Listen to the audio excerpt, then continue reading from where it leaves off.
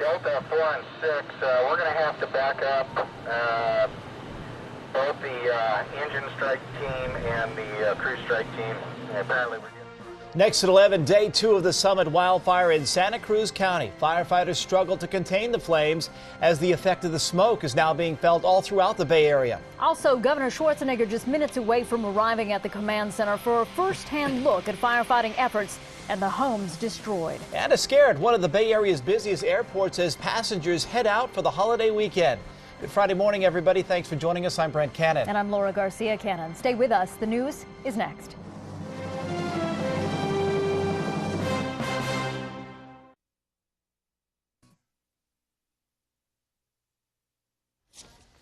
A live picture from Chopper 11 as firefighters make progress in the Summit wildfire in the Santa Cruz Mountains. The cool fog and shift in winds giving crews much needed help.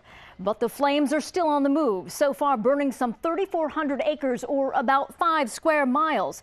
The fire destroyed 12 buildings, including 10 homes, but fortunately, there are no reports of injuries this morning. About 1,400 homes are evacuated. Many families had just minutes to grab a pet and get out with only the clothes on their back. We have all angles of the wildfire covered. Charlotte Fadipi is in Corralitos, where many evacuees are gathering this morning. Christy Smith is with the hundreds of animals that were in the path of the flames. Craig Herrera tracking the weather and the smoke that can be smelled across the Bay Area. But we begin with NBC 11's Bob Riddell at the command post in Gilroy, where Governor Schwarzenegger is about to arrive. Bob?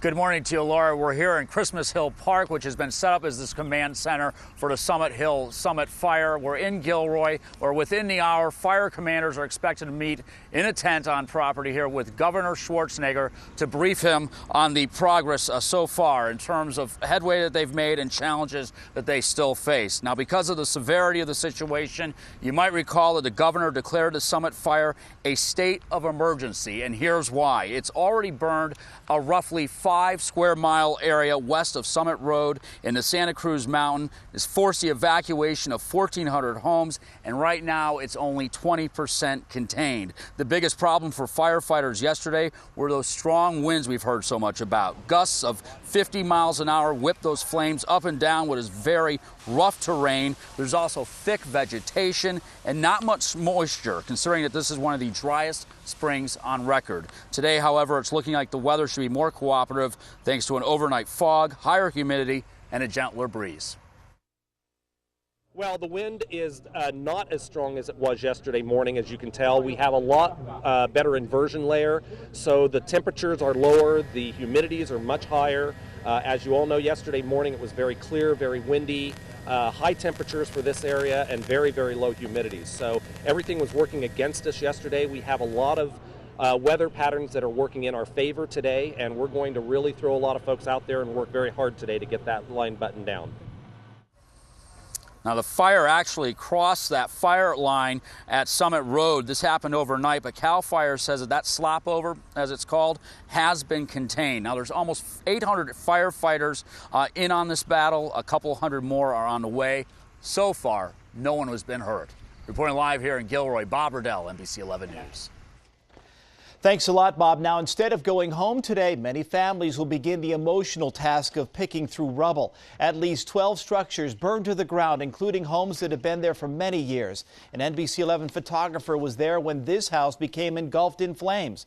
We spoke to one homeowner who lost everything on Eureka Canyon Road. He told us that the moment he knew, he had to leave his home and his possessions behind. You know, I stayed. But when the fire started hitting a tree and exploding a tree next, within 100 feet of my house, and the embers were flying along my porchway, I figured it was about time to leave. Now, there is some good news. If your address is 600 or lower on Eureka Canyon Road, you are being allowed back into your home today. But that's just a small number of people compared to the amount still watching and waiting in Carlitos. NBC 11's Charlotte Fadipi continues our coverage live there this morning, where many evacuees are coming together in that small town. Charlotte?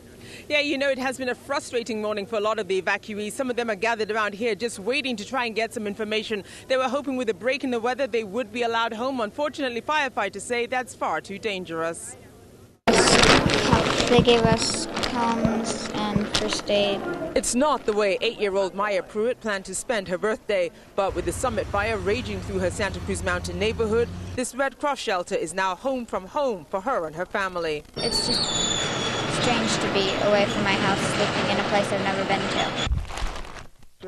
It's bedding, it's emergency supplies, and family valuables. Faris Harvey says as he packed up his grandkids and truck, he kept wondering if he would ever see his house again, or if he'd have to start rebuilding his life. It's been a kind of a rough ride so far, but you know, we have to keep it in perspective. We saw firefighters protecting nearby homes. About 1,400 of them were evacuated, a quarter of them mandatory. It's all anyone's talking about in the mountain town of Corralitos, where the evacuees are gathering.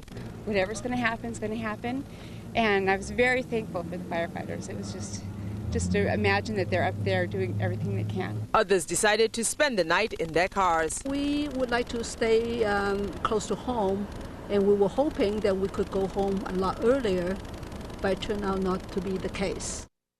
Back here live, you can see some of the support and sympathy that's being poured out in this town. I also just want to show you something else as well. Lots of refreshments for the evacuees. Everything here just being donated by ordinary people. They say they're doing whatever they can to make the stay a little bit more comfortable until people can get back to their homes. I'm Charlotte Padipi reporting live, NBC 11 News.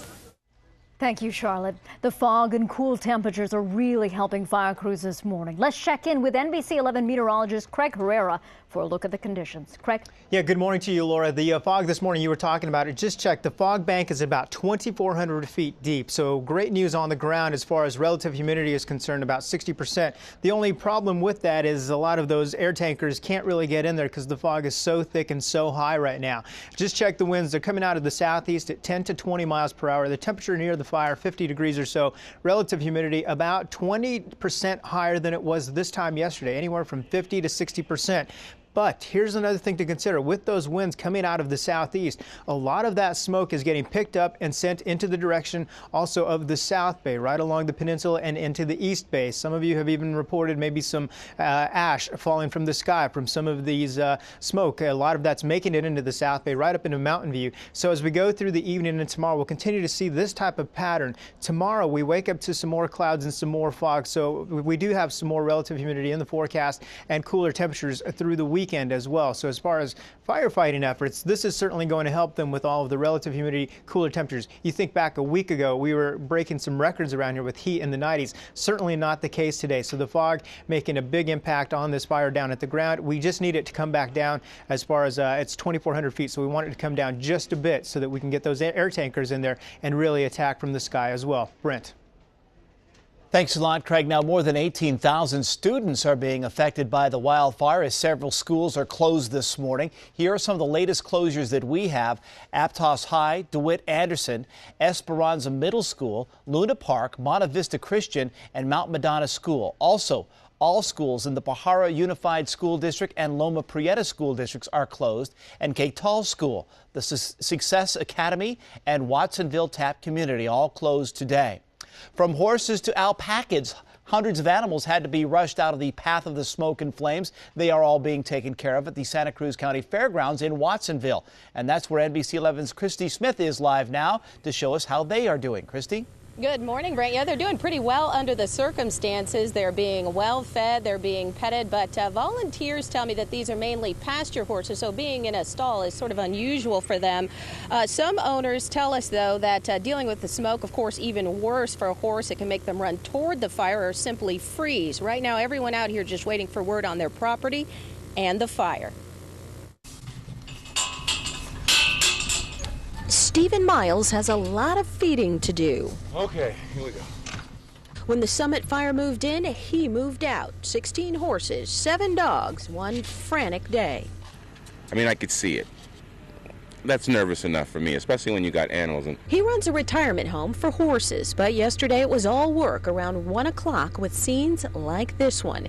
He found the nearest large animal evacuation center at the Santa Cruz County Fairgrounds. We're just taking care of the horses, making sure they're staying healthy and have water and feed. And a lot of the local feed stores have donated all the hay behind me. Right now, the number is about 100. They had to move dozens more to make room for